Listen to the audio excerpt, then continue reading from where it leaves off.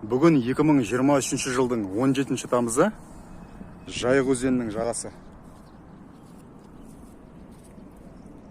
Мынау сыр ма, химия ма белгісіз, бүкіл жағалау солай. Бүгін жайығыма түсе алмадым таңертең. Бұл не болуы мүмкін? Бұл балдыр емес, сыр сияқты бір түрлі, химия сияқты.